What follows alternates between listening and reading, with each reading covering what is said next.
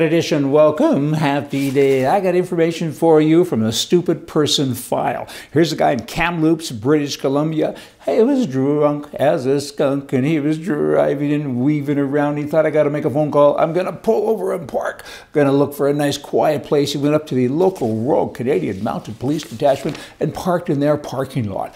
Duh. Mountie came out and looked at him. What are you doing? You can't get out of your car. You're stumbling around. You're drunk. Of course I'm drunk. And there he's probably still there. If you want total security, all you socialists, commie guys, go to prison. Join that guy. And then you're fed, clothed, given medical care, and so on. The only thing lacking is freedom. But you don't care about that because you're a socialist. I had to compare you to that drunk because none of you know what you're doing, all you left-wing people. Doug Ford, he would be the premier in Ontario. You know, I like what he's doing. He's doing a lot of good stuff. And I guess when you do good stuff, you got to slip up now and again because this particular item I don't like. I think it's wrong. He's acting like the feds on this one, but he recently confirmed that he's planning on introducing legislation that will exempt turban-wearing people from wearing helmets. I had to say people because I can't pronounce that other thing. Did you get that? Hey, while riding a motorcycle. I don't know. If they can, why can't I? I mean, my religion is I wore a cowboy hat up until I was 20. I want to wear a hat. Duh. But I can't because I'm not from India. I don't have a turban on my head. That's bad. I mean, that's prejudice against me. That's not nice. I don't agree with them on that regular coffee intake. Can increase longevity. There's a new study out on coffee. I think weekly. 1 week, you're going to die soon. The next week, you're going to live forever. And now it's just a long time. Consumption delivers the health benefits of preventing diseases like heart disease, diabetes, and multiple forms of cancer. Based on that and all the coffee I drink, I guess I'll live forever. Just Sharon, you got to put up with me for a long time. Since the prime mistake and all of us liberals have come to power in Canada, there have been so many tax increases. The ones that we see and the ones that we don't see, the hidden ones. So many. Why? Simple. When you do crazy things and you introduce all this free stuff all the time, there's nothing free. You have to get money from somewhere. So, of course, you got to get it from the people that you're giving something free to, right? It's like, it's an ongoing thing. It's like the little mouse in the circle deal, and it's painful. Higher Canada Pension Plan premiums are up $2,200 a household, $2,200.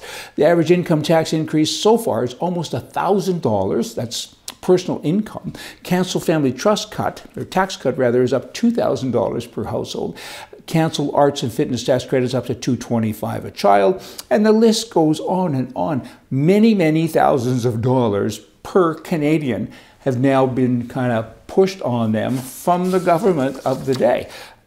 You know what? Mental conditioning is needed in order to deal with liberals. You have to have an obligation, or you do have an obligation to perform at a higher level.